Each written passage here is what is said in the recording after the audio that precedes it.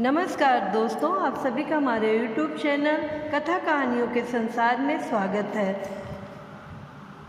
संकटा माता के पूजा में जो कहानियाँ कही जाती हैं उनमें से एक कहानी लेकर आई हूँ।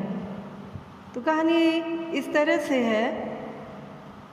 एक बार की बात है, एक राज्य में एक राजा रहते थे। राजा बड़े ही प्रजा प्रेमी और सबका भला चाहने वाले थे। उनके राज्य में उनके परिवार को और प्रजा को किसी भी तरह की कोई कमी नहीं थी। सब लोग बहुत खुशहाल और सुख शांति से रहते थे।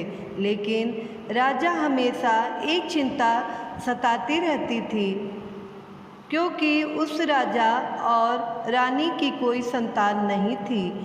एक दिन राजा सुबह सवेरे सैर पर निकले, तब एक औरत अपने घर के बाहर झाड़ू लगा रही थी। राजा को देखकर वह बोली कि हे भगवान, आज सुबह सवेरे कैसे वंशहीन आदमी का चेहरा देख लिया। आज का दिन तो बहुत खराब जाएगा। राजा ने यह बात सुनी, अनसुनी करके अपने महल में वापस आ गए। राजा पूरे दिन इसी घटना को याद करके दुखी और परेशान हो गए। रात के भोजन के समय जब उनकी रानी ने उनकी चिंता का कारण पूछा, तो उन्होंने कुछ नहीं कह बात को टाल दी। लेकिन जब रानी के बहुत बार पूछने पर कि राजा जी, आपको क्या चिंता सता रही है, आपको किस बात की परेशानी है, तो राजा ने अपनी रानी को सुबह वाला घटनाक्रम बता दिया। राजा की बात सुनकर रानी को भी दुख हुआ कि वह अपनी प्रजा की देखभाल करने में कोई कमी नहीं रखता, लेकिन फिर भी उनको संतान ना होने की वजह से लोग उनका चेहरा देखना अशुभ मानते हैं। राजा की परेशानी की वजह से रानी भी चिंता में आ गई और यही बात रानी की एक विश्वसनीय दासी ने पूछ ली। रानी साहिबा, आपकी चिंता का कारण क्या है? वह क्या चीज़ है जो आपको परेशान कर रही है? रानी ने उसे टालना चाहा, लेकिन दासी की बहुत आग्रह करने पर रानी ने अपनी सेविका को राजा के साथ सुबह जो हुआ वह सब जस का तस सुना दिया। इस पर रानी की सेविका ने उन्हें विश्वास दिलाया कि आप मेरी बात मानो और जैसा मैं कहती हूँ बिल्कुल वैसा ही करते रहिए। तो इस पर रानी ने अपनी दासी की बात मान ली।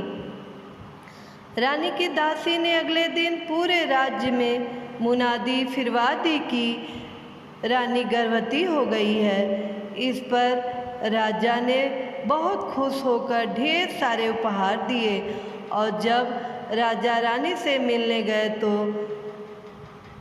दासी ने उन्हें रोकते हुए कहा कि आप जब तक रानी के बालक नहीं होता तब तक उनके कक्ष में प्रवेश नहीं कर सकेंगे। राजा के बहुत मनाने पर भी दासी नहीं मानी और राजा को वहाँ से रवाना कर दिया। रानी बैठे बैठे परेशान हो रही थी कि अपनी दासी के कहने पर रानी ने राजा से ही नहीं बल्कि पूरी राज्य की प्रजा से झूठ बोला था कि वह गर्भवती हैं। धीरे धीरे करते करते 9 महीने पूरे हो गए और अब रानी को दिन रात चिंता सताने लगी। रानी बहुत बड़ी मुसीबत में फंस गई थी, क्योंकि उसे पता था कि राजा कभी भी आकर उनसे पूछ सकते हैं कि बताओ हमारा बालक कहाँ है। तब रानी राजा को क्या जवाब देगी? रानी ने अपने यह दुविधा अपनी दासी से कही, लेकिन दासी ने उन्हें कहा कि आप निश्चिंत होकर मेरा विश्वास करें। तब दासी ने पूरे राज्य में यह मुनादी फिरवा दी कि रानी ने एक बहुत ही सुंदर पुत्र रत्न को जन्म दिया है। यह सुनकर राज्य में सभी लोग बहुत प्रसन्न हुए।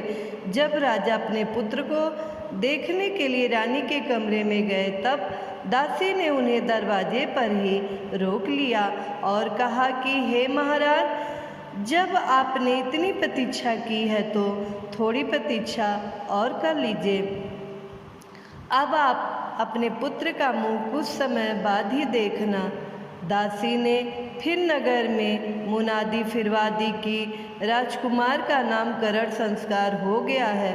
फिर कुछ और समय बीतने के बाद उसने यह मुनादी करवा दी कि राजकुमार का मुंडन संस्कार भी हो गया है। राजा से अब रहा नहीं गया।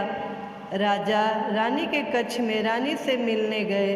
दासी ने उन्हें दरवाजे पर रोककर बोला कि हे महाराज, अभी अपने पुत्र का मुंह देखना आपके लिए शुभ संकेत नहीं है, इसलिए आप अपने पुत्र को सिर्फ तभी देख पाएंगे जब वह 12 वर्ष का हो जाएगा। जब उसकी उम्र 12 वर्ष की हो जाएगी तब हम उसका विवाह कराएंगे। अब तो आप अपने पुत्र का मुंह उसके विवाह मंडप में भी नहीं देख सकेंगे। यह कहकर दासी रानी का कमरा अंदर से बंद कर दिया। धीरे धीरे समय बीता और 12 वर्ष पूरे हो गए। 12 वर्ष पूरे होने पर दासी ने अपने राजा से कहा कि हे महाराज, अब आपका पुत्र 12 वर्ष का हो गया है, आप उसके लिए वधू ढूंढना शुरू कर दीजिए और शादी की तैयारियां करवाना भी शुरू कर दीजिए। राजा ने अपने पुत्र के लिए दूर देश के एक बहुत ही सुंदर राजकुमारी से अपने पुत्र का विवाह तय कर दिया। राज्य में राजकुमार की शादी की तैयारियां बहुत धूमधाम से चलने लगी। दूसरी तरफ दासी ने 1.25 मन चावल का आटा मंगवाया। इस आटे से उसने एक बहुत ही सुंदर और आकर्षक 12 वर्ष के बालक जितना पुतला बनवाया। इस पुतले पर दासी नेगी और मेवे से बहुत ही सुंदर सजावट की। इसके बाद दासी ने उस पुतले को बिल्कुल एक दूल्हे की तरह सजाया और एक पालकी मंगाई। दासी ने उस चावल के पुतले को बहुत ही सुगंधित कर दिया और उस पालकी में बिठा दिया। दासी ने राजा से विशेष प्रार्थना की, हमेशा मेरे ही साथ रहे, इसलिए आज उनकी बारात में ही उनके साथ पालकी में बैठूंगी। दासी की यह प्रार्थना राजा ने स्वीकार कर ली और बारात चलने लगी। चलते चलते बारात एक घने जंगल से गुजरी और रास्ते में जब संकटा माता का मंदिर आया तो वहाँ पर दासी ने विश्राम लेने के लिए कहा। इसके बाद दासी उस चावल के पुतले को पालकी में ही रखकर कुएं से पानी पीने के लिए चली गई। जंगल में संकटा माता और उनकी सहेलियां एक बहुत अच्छी खुशबू आई और उन्होंने देखा कि यह खुशबू एक पालकी से आ रही है। संकटा माता और उनकी सहेलियों ने पालकी में झांककर देखा तो उन्हें पता चला कि पालकी में एक बहुत ही विशाल मानव रूपी मिठाई रखी हुई है। सबने मिलकर उस मिठाई को पूरा खा लिया। मिठाई खाकर संकटा माता और उनकी सहेलियां वापस मंदिर में चले गए। जब लोग कुएं से पानी पीकर वापस आए तो देखा कि पालकी में तो कोई नहीं है। यह देखकर दासी बहुत घबरा गई। वह संकटा माता के मंदिर में जाकर जोर जोर से विलाप करने लगी कि माता, लेटा दो या बेटा दो, लेटा दो या बेटा दो। दासी का विलाप सुनकर संकटा माता प्रकट हुई और दासी ने माता से कहा कि लेटा दो या बेटा दो, लेटा दो या बेटा दो, लेटा दो या बेटा दो।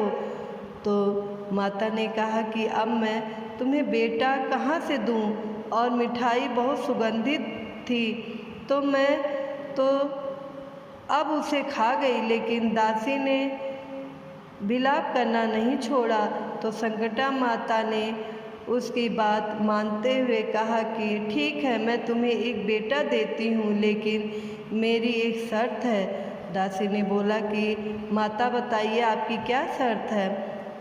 तो संकटा माता ने कहा, मैं तुम्हें एक बेटा ज़रूर दूंगी, लेकिन 24 घंटे के अंदर मैं अपना बेटा वापस ले लूँगी।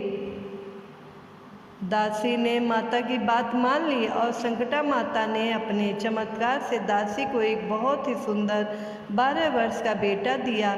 इतना अप्रतिम सुंदर बालक देखकर दासी तो आश्चर्यचकित ही हो गई। बालक को पालकी में बिठाकर जब वह सब विदाई स्थल पर पहुँचे तो राजकुमार को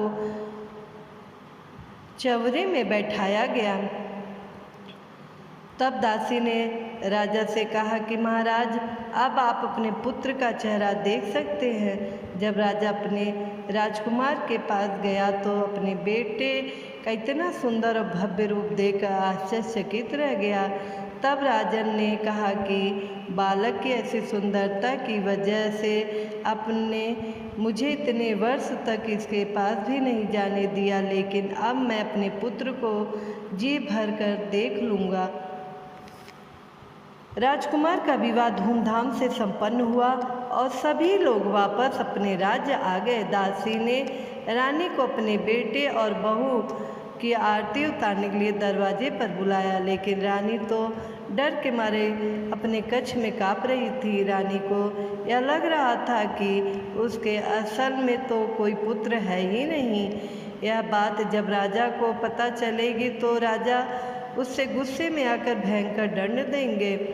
लेकिन दासी के बार बार बाहर बुलाने पर रानी ने जब खिड़की से बाहर देखा तो सच में ही एक बहुत ही सुंदर राजकुमार राजकुमारी को अपने दरवाजे पे खड़ा पाया। रानी पूजा की थाली बाहर लेकर आई और अपने बेटे को घर के अंदर प्रवेश दिलाया। दासी की चिंता बढ़ गई जब उसे संकटा माता की बात याद आई। दासी ने एक युक्ति लगाई और रानी से जाकर कहा कि कल हम बहू की मुंह दिखाई की रस्म का आयोजन करेंगे, तो राज्य की सभी औरतों को निमंत्रण देना है। रानी ने कहा ठीक है। तो अगले दिन सुबह राज्य भर की सारी औरतें राजमहल के सामने इकट्ठा होने लगीं। दासी ने बहू को खूब अच्छे से सत्संग समझाया कि तुम्हें हर स्त्री के पैर छूने हैं, चाहे वह स्त्री किसी भी वर्ग की हो, वह किसी भी जाति की हो। तुम्हें हर स्त्री के पैर छूकर जब तक भरथरी अखंड सौभाग्यवती भव पुत्रवती भव का आशीर्वाद ना दे, तब तक तुम किसी के पैर छोड़ना मत। बहू ने ऐसा ही किया। मैंने सारी औरतों के पैर छुए और सब ने बहू को अखंड सौभाग्यवती भव पुत्रवती भव का आशीर्वाद दिया। लेकिन देखा कि दूर एक पेड़ के नीचे एक बूढ़ी औरत बहुत ही मैले कपड़े पहनकर चुपचाप बैठी है। उसके पास भी गई और उसके पैर छूकर आशीर्वाद लेने की कोशिश की। तब उस बूढ़ी मैया ने बहू को सुखी रहने का और खुश रहने का आशीर्वाद दिया, लेकिन बहू ने तभी बूढ़ी मैया के पैर छोड़े। मैया के मुंह से अचानक निकल गया अखंड सौभाग्यवती भव पुत्रवती भव।